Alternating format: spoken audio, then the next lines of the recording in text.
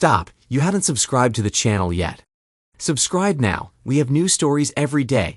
Now let's go. As I parked my pickup truck, I smirked, wondering if Angie would be surprised that I had come home so early. I hadn't finished the repairs yet, but I needed some parts that were stored in my shed. The job site was 120 kilometers away, and I would normally stay there until the work was done. However, when I ordered the part I needed, I found out it would take 3 days to arrive. The farmer couldn't afford to have his thresher idle for that long, and since I often did this kind of repair, I would usually make a few extra parts at a time. If I wanted to pick it up myself, the owner would save at least 2 days, and farming, when it comes to harvest time, time is money. He even offered me an extra $200 when I told him I knew where to get the part. I never told him that I made it myself because technically, although it wasn't illegal, it was frowned upon, and I had good relationships with my suppliers. I turned off the farm road and drove up to my workshop. Smiling, I parked my truck, but I frowned when I saw the cars. A luxurious vintage convertible Mercedes and a black SUV. As soon as I turned the key, the door burst open and a huge black man appeared in the doorway holding a large automatic pistol. Immediately fearing the worst for my wife, I raised my hands and he let me inside. I got a good look at his weapon, and though I had never seen it before, I recognized the silencer. Fear turned to horror when he led me into the dining room, and I saw Angie sprawled out on the table, completely naked. There was a short man, also naked. He smirked. "You weren't supposed to be here, but now seems like the perfect time to share some news. She's really into me, and I'm taking her home with me. We've been sleeping together for about 8 months now, and we've been very fortunate that you've gotten to travel so much." "What? Why, Angie?" She sat up, smirking. "You ruined the whole plan. Damn it. I released his juice right on the spot where you usually sit, so even if I leave and you never find out about it, you'll be sitting right on his juice stains." "Why?" I asked. "He's rich and powerful and gives me everything I want. Sure, I had to leave most of the money at his place, but now you know. Expect to see me in court and designer dresses, maybe even a fur coat, depending on how long this takes." The short man smirked. "Here's the deal. This is a nice place. So when the divorce happens, it's hers. In return, you can keep your business and whatever you manage to save. It doesn't matter whether you agree or not." It's going to happen. My home sat on 14 hectares of land. All that was left of the large farm my great-great-grandfather had purchased before this area even became a state. I finally found my voice. "Only over my dead body. Oh, you chosen plan B. I'll give you one more chance." Jerome convinced this man. Jerome was probably around 195 centimeters tall, with bulging muscles, and he smirked. "Got it, boss. I won't break anything on his right hand so he can still sign. Good idea. If he resists, shoot him. Widowed will work just as well, maybe even better." Jerome placed his weapon on the table, ready to kick my ass. I took cover behind the table, right in front of the old-fashioned panoramic window that my loving wife had refused to let me replace. I believed it was raising our heating and cooling costs, but Angie liked the view. He didn't expect it, and I threw one of the heavy oak chairs at him, catching him off guard and knocking him down. The other guy picked up the gun, while the boss yelled at him to shoot me, so I grabbed another chair and hurled it at the window, then jumped out after it. I hit the ground and got to my feet, running. Jerome grabbed his weapon and jumped through the window right after me, shooting as he ran. I heard the gun make a sound like compressed air and saw clumps of dirt fly up in the moonlight. Then I felt as if a hot iron had been dragged across my arm, which made me run even faster. My tool shed was to my right, so I darted towards it and slammed the door shut, locking it behind me. Jerome was cursing at a mile a minute. "You little bastard. Come out or I'll kill you slowly." I desperately looked around for some kind of defensive weapon when I saw it. We lived in an area right on the edge of a ridge, and I had bought one of those weed burners to keep them at bay. Angie liked it, but she complained about having to lug around the heavy propane tank. One day, she showed me a couple of YouTube videos. Elon Musk was actually selling flamethrowers that looked like water guns kids use, but they were sold out. There was another website that copied his idea, using a children's toy as the base. Since I was a welder, machinist, and mechanic, it didn't take me long to figure it all out. I used an old 410 shotgun that a friend had given me because it was damaged and unusable.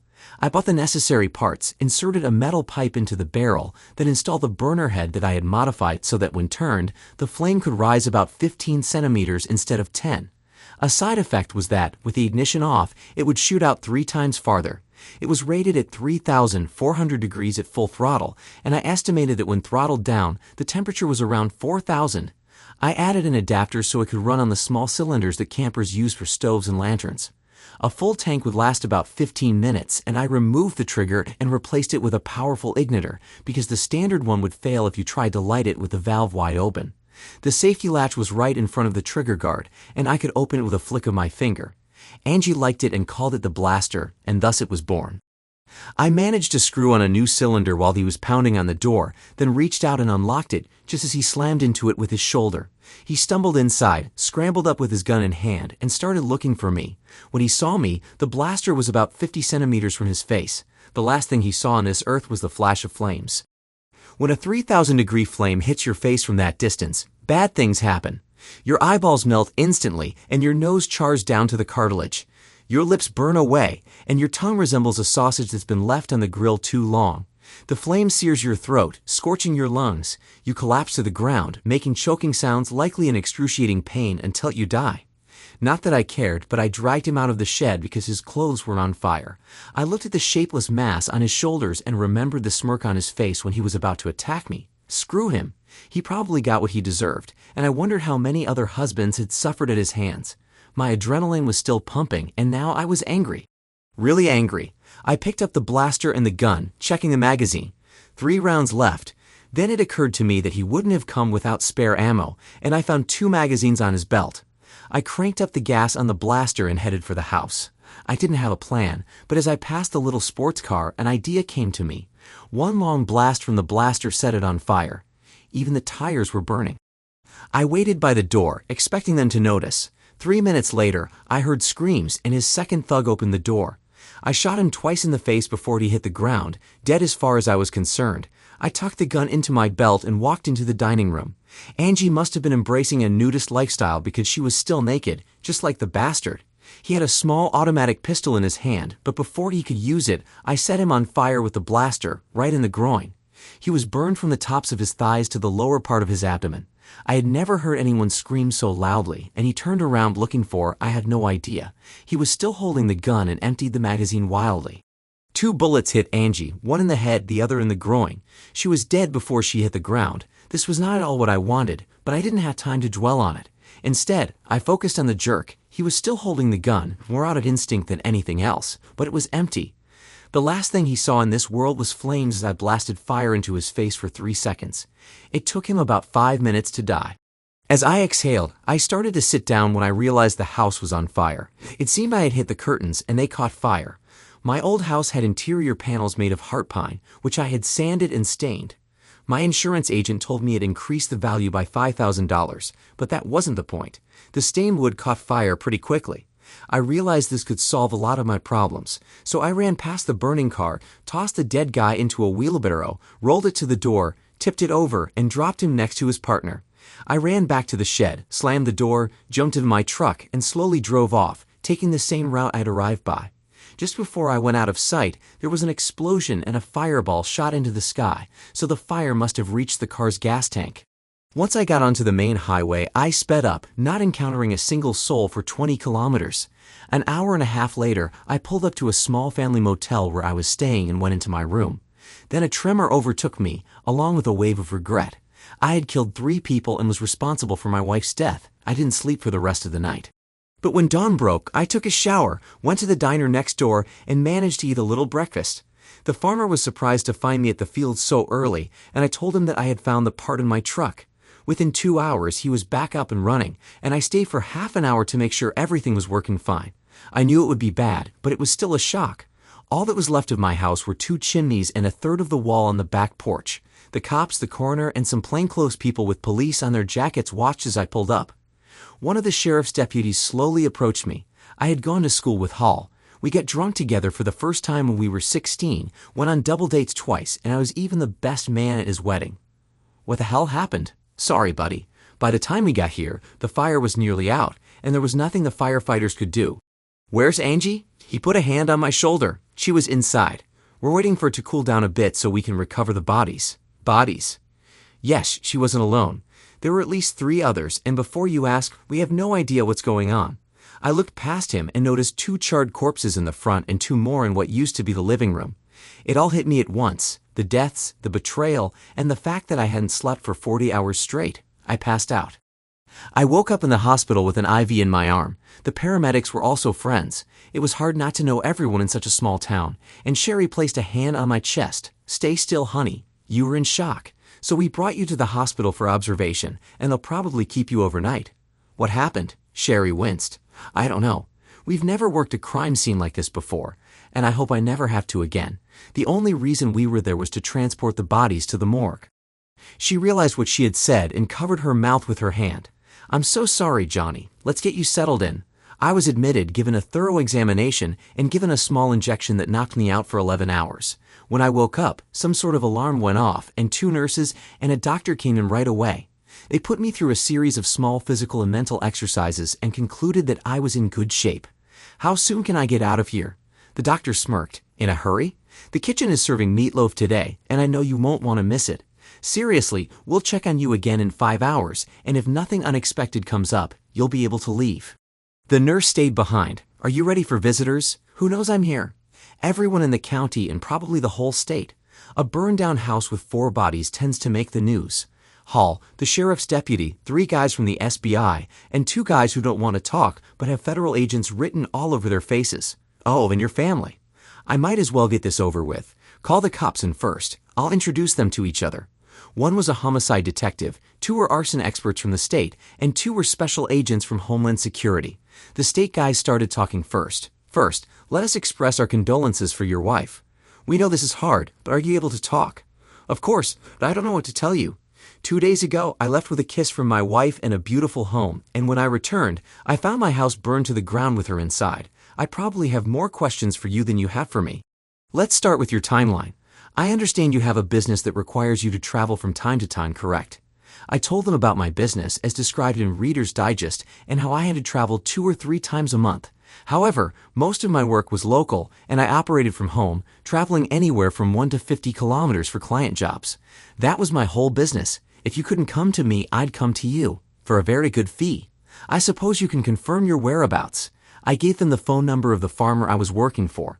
I also provided them with the motel's number and the name of the diner where I had lunch. They wanted more detailed information. How am I supposed to do that? I went to work. I did the job, ate at the diner, and stayed the night at the motel. I'm sure they can give you more precise times than I can. Do I need a lawyer? Am I being accused of something? For God's sake, my wife is lying in the morgue. One of the federal agents spoke up. You're not suspected of anything at this point. If you feel you need a lawyer, we can stop and make this more formal. From your reaction, it seems there's much more going on here than you realize. By tomorrow, all the bodies will be identified, but we've already gathered a lot of information by checking the tags. Once we get confirmation, we'll proceed. My blood pressure spiked, setting off an alarm, and the nurse kicked them all out. The next morning, Hall came by himself, picked me up, and took me to the station, where I was interrogated again. The feds were asking random, unrelated questions, and I felt like they were fishing for something. Eventually, I lost my temper. You know what? Screw you guys. You're good at asking questions, but not so great at giving answers. So either charge me with something or let me go. I'm done talking. Keep this up, and I'll bring in the lawyers. I can release a press statement expressing my frustration with the harassment I'm facing from the authorities while my wife lies in the morgue. There were a few minutes of silence, and everyone was giving me sideways glances. Finally, I stood up, and one of the federal agents asked me to sit back down. We've identified all the bodies. Unfortunately, one of them is your wife. It appears she was shot, as was one of the men in the hallway. The other man and the man in the living room seem to have died in the fire. None of this makes sense. If 2 of them weren't shot, why didn't they leave the house? An SBI agent took over. Your house was deliberately set on fire, and the living room was the point of origin. We're almost certain they used some kind of accelerant, but the analysis isn't complete yet. Do you know who Zeb Burns is? He's a senator, right? The one under investigation? Correct. The man who was in the living room with your wife was his son, Brad. We suspect he was his father's fixer, and they were involved with some very shady people who were moving millions around. The 2 men were bodyguards he traveled with, Jerome Stiles and Henderson Franks. This might be some kind of deal gone wrong. The senator is in shock right now.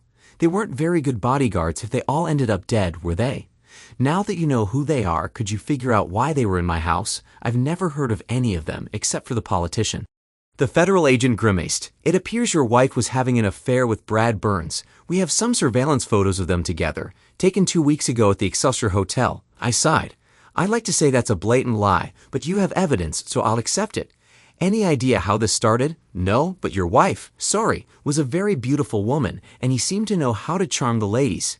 Since they were at your house, it could have been just a date or something more serious. To find something serious, the senator's personal assistant and his son might have been looking for a place away from prying eyes, and your property is completely isolated. No close neighbors, surrounded by woods and fields with limited access. A thought struck me. Are you suspecting me of being involved with him in any way? That's an open question. Were you involved? I stood up. I'm done talking. I don't want to deal with this crap right now. How soon can I collect my wife's body for burial? I looked confused when one of the state officials said they would finish the inspection by the next day. They asked me to stay and continue the conversation, but I declined. I'm leaving now. I don't like where these discussions are heading, and although I haven't done anything wrong, I think going forward we'll have legal representation. You can coordinate with whoever I choose to arrange further interviews.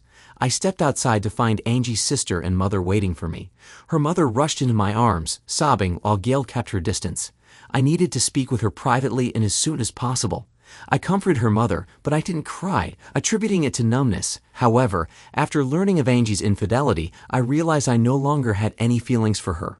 We went to the funeral home, and I let her mother choose the casket and flowers, telling them we'd call when they retrieved the body. The casket would be closed because there was nothing to see but a charred piece of flesh. They wouldn't be able to embalm her, and the director pulled me aside to explain that they would keep her frozen until the service and that the casket would be closed due to the potential smell. I nodded, signed what needed to be signed, and left. I had a friend in real estate who found me a small apartment that would suit my needs. I was still working on the farm, and none of the buildings had burned down. They explained the car fire is overheating from the house. The front of the SUV was badly burned, so it was a reasonable assumption. The funeral was held on Sunday, and a large crowd attended. I played the part of the grief-stricken widower as they lowered her into the grave. On Monday, I called my insurance agent and got some bad news and a little bit of good news. I can't pay out for the house because it's still a crime scene.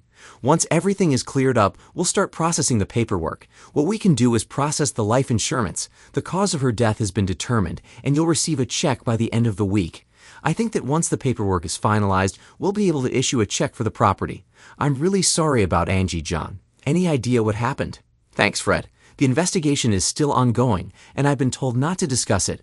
Call me when I can collect the money. Then I went to see Gail. I looked her in the eye. Tell me the truth, Gail. Angie's gone, and you don't need to protect her anymore. Did you know? To her credit, she told me the truth. I found out about it a week before her death, by accident.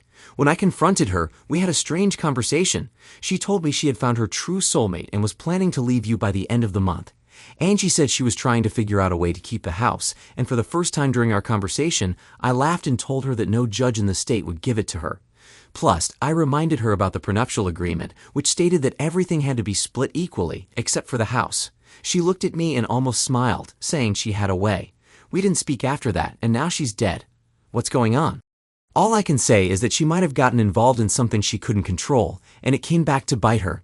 I've always liked you and your mom, and I'd like to stay in your lives somehow, but if it's too difficult, she threw herself into my arms and kissed me passionately.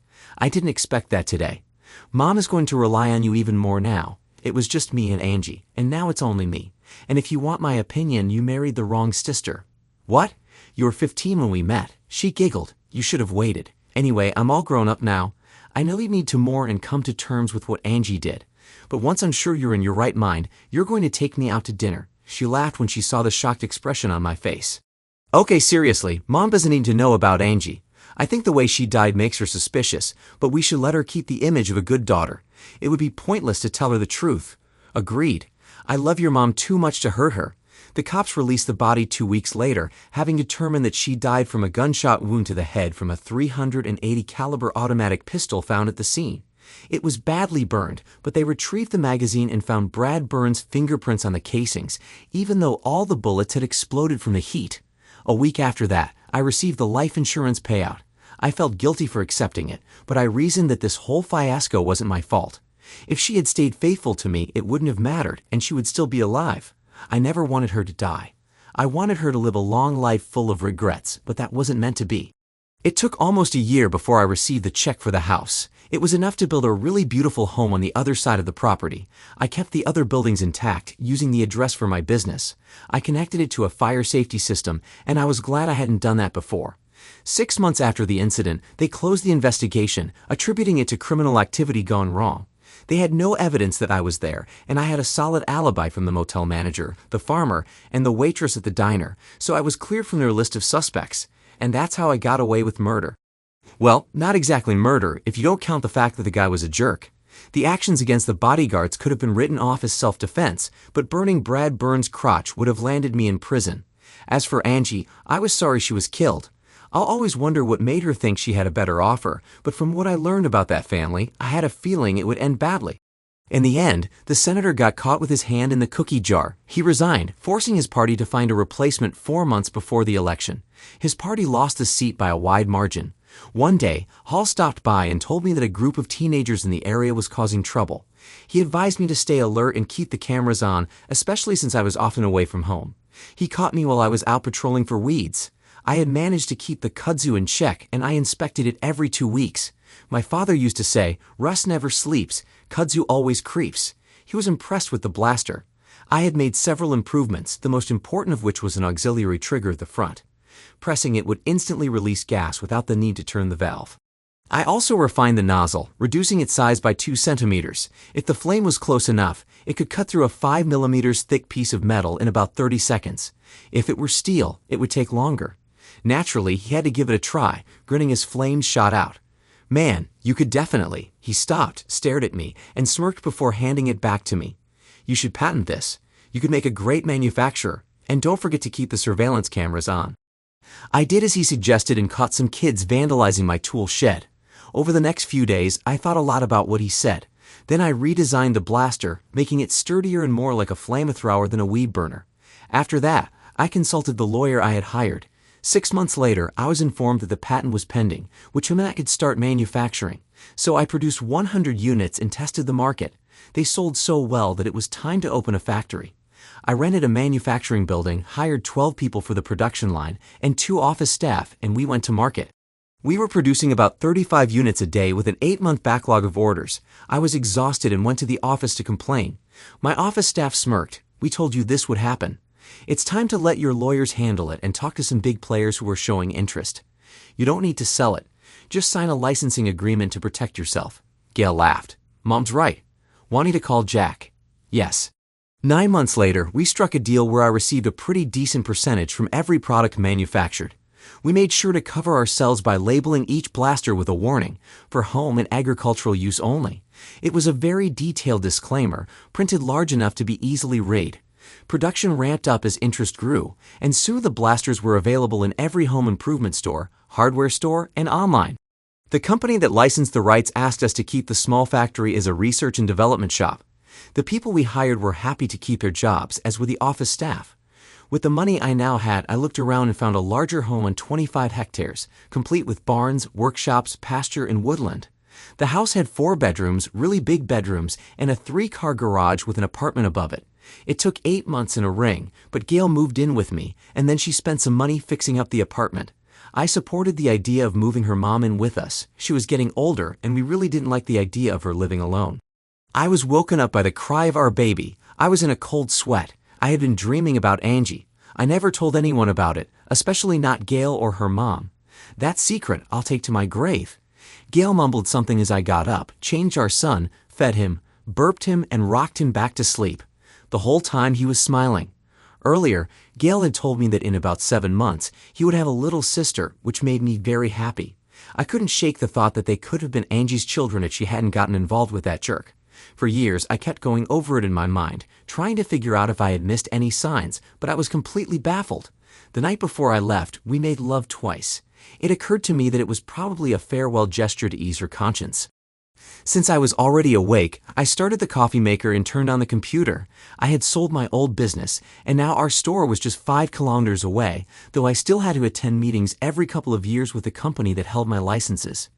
Gail had always been with me until the baby was born, and now she split her time between him and her mom.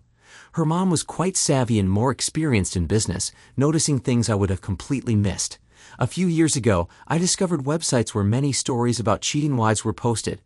One of them had a subgenre called Burn the Bitch, which featured unrealistic forms of revenge against unfaithful spouses.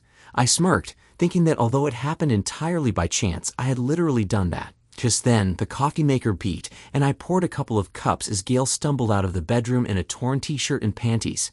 Her belly was just beginning to show. She had never looked more beautiful. We drank our coffee in silence, and Gail gave me a tired smile. "I'm thinking of having Mom come over this weekend, maybe stay for a few days." "Sure," I said. "You know how much she likes to spoil the little guy." We had settled into a comfortable rhythm of life. I was running my new business, which was doing well, and Gail took care of the household and our son. Her mom had become a regular visitor, often staying with us for extended periods. I appreciated her help, especially when I needed time to focus on work. It had been 2 years since everything happened, and most of the time I could go about my day without thinking about Angie or that night. But sometimes in the quiet moments, it all came rushing back. The fire, the bodies, the betrayal. I wondered if I would ever truly get over it. I knew I had moved on with Gail and our new life, but part of me was still haunted by the past. Maybe it was guilt, or maybe just the memory of how everything had fallen apart so quickly. As I sat there with my coffee, I glanced at Gail. She was rubbing her belly, looking content, and I realized how lucky I was. I had come out of something terrible, and somehow I had found happiness again. But deep down, I knew there would always be a part of me that couldn't forget what happened. I would carry that secret forever, but it was one I could live with, especially now that I had a future to look forward to with Gail, our son, and soon our daughter. Thanks to everyone who took the time to listen to today's stories. If you enjoyed it, please consider liking and subscribing if you haven't already. Feel free to share your thoughts on the events in the comments below. Take care.